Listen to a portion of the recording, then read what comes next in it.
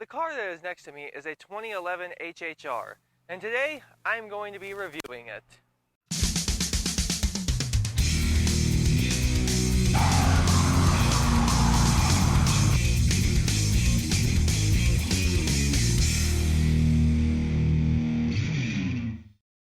Alright, let me start off with a brief and extremely poorly studied history to the point that I gotta have a tablet to read off of.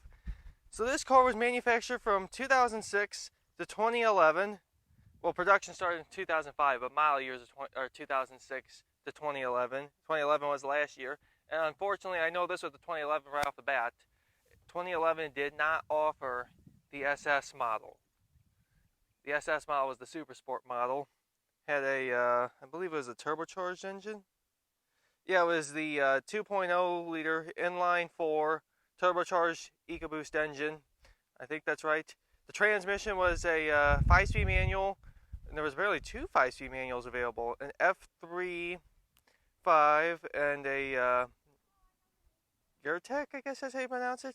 F2.3. I don't know my HHR transmissions very well. Or you get an optional 4-speed automatic, which is what this thing has. Now, a lot of reviewers, I just remember this back in the past, a lot of people who reviewed this car said it was not that great of a car. But personally, I don't think it's a bad car by any stretch. I like the styling. I like the fact that it's a wagon. I mean, after all, I can't even fit stuff in my Impala because of the sedan figure of it. But with this thing, I can fit more stuff in it than you may think.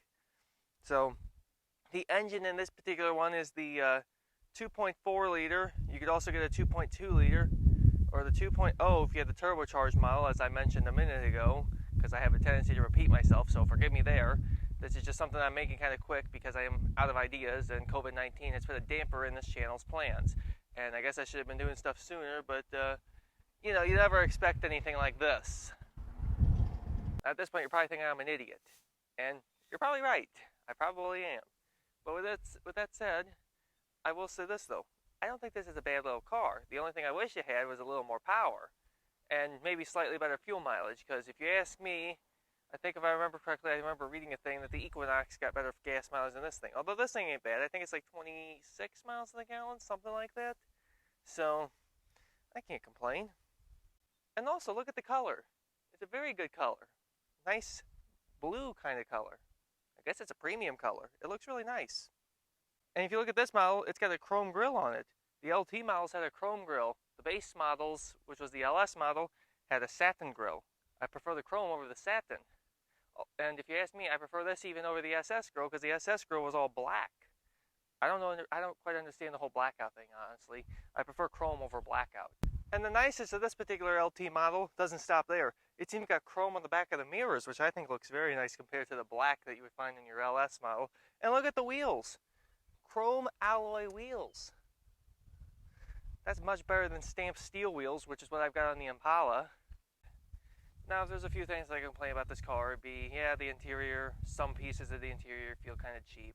Also, the way they installed the door lock for the rod, it just looks like they just drilled a hole. They didn't bother to put any kind of bezel around it. So, I'm a little disappointed in that. But other than that, the car is in pretty good shape. Is this wiper broken? It is. Needs a new wiper. Just to let you know, this is not my car. This is my sister's car. I'm just borrowing it so that way I can make this little video. So I'll have to let her know that her wiper is bad.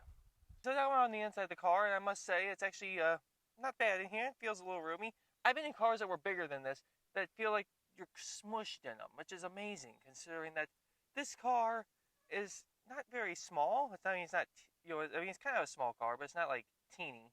But, you know, if you don't feel like you're squished in it by any stretch, you got plenty of leg room, got room to move your foot from the gas to the brake easily. I mean, granted, I probably have a little more room if I were to scoot the seat back, but, you know, not my car, and I don't really want to adjust the seat just to take it for a drive for about 5 minutes or something like that.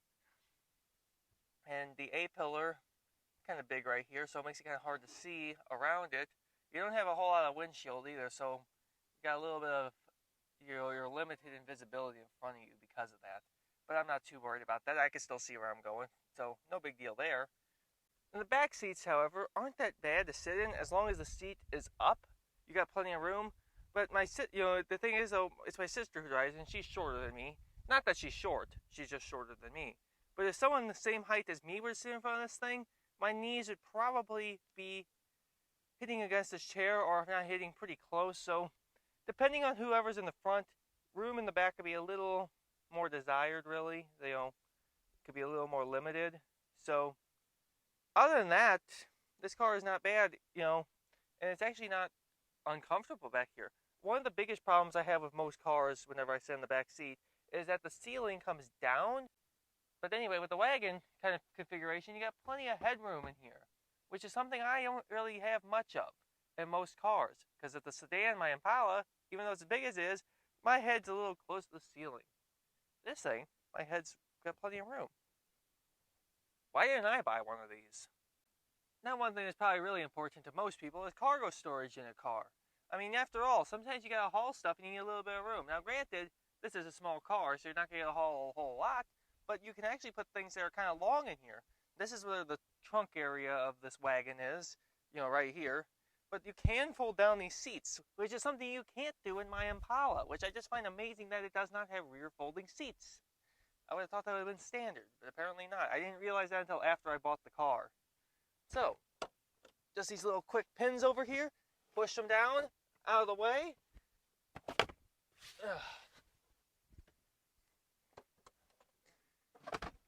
And vastly improves your cargo space. I mean, no, you can't take more people with you whenever you do this. As a matter of fact, you have only 2 seats left, but chances are when you're hauling something, you're not going to have more than 2 people in the car. Just saying. Alright, so another thing I forgot to mention about this car is that this particular one comes with a backup camera. The backup camera is in the mirror. So, driving characteristics of this thing, it's not bad by any stretch. It's not as soft as the Impala though, which I wish it was. But I mean, I could drive this no problem. It feels okay. I just wish it was slightly softer though. But other than that, no complaints whatsoever. To me, it just feels like a good little economy car. And it's fairly good on gas.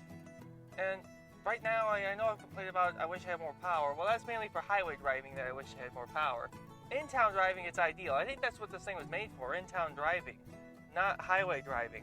I was hoping for power for highway driving because, I drive an hour back and forth to go get tools because that is where the closest Harbor Freight is away from me. I'm hoping that new Harbor Freight that they say is going to get built near me will actually get built, but we don't know for sure. But anyway, this thing rides fairly well. I can't complain, and honestly, I don't know really how to describe this car very much other than it's just a good little car. I don't understand where people seem to hate this thing so much. I don't get it. Now, preferably, if I were to buy one of these little things, because one thing about me is, if I have to have a small car, I gotta have a stick. That's how I feel about it. So if it were me, I'd buy the manual. But this is my sister's car, and even with the automatic, it doesn't feel bad at all. This car, it's ideal for a town driver. And that's what my sister uses it for, a town driver. But for highway driving, not really ideal. I mean, it'll do it, yeah, but I don't really like driving it on the highway. I've drove it on the highway before. To me, it feels just a little slow, even with the bigger engine. One thing I was told, whenever this car, one thing we were told whenever we bought this car, which my parents bought this thing brand new and then gave it to my sister, one thing they were told is, if you're planning to ever drive this on the highway, you're better off to get the bigger engine. So that's what they did. They got the bigger engine.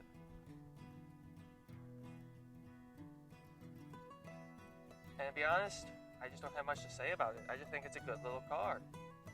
To me, it's not like anything super special, but to me at the same time though, I don't hate it. And I don't understand the people who do hate these things. Now granted, the design of this car, it is clearly an older design in the front end. I mean, it's based off the, I believe it's based off the 1940s Suburban, if I remember correctly. I could be wrong on that. I just know it's based off of some sort of 1940s truck, and I believe it was the Suburban. But, gotta admit, this thing is not bad. And one thing I really like about this one that I wish I had in my Impala, this thing's got a leather steering wheel. No, it doesn't have leather seats, but it's got a leather steering wheel. And I must say, I like the leather steering wheel, so I can't complain there either. that was today's little video. I hope you guys enjoyed it. I'm sorry I'm not able to get as much stuff out as I'd like, but, you know, life, and I still am working technically. Right now I'm laid off, although the good news is, though, I should be heading back to work soon. I got a call saying that they would like to have me back by Monday, so hopefully everything will be going well, and I go back into work on Monday, and I can start making money again, which the money can be then forth used on the channel. So if you liked today's video, please consider subscribing, and we'll let you know when the next video comes out, and hopefully next video we could actually do some car work instead of car reviews. Until then, enjoy yourself.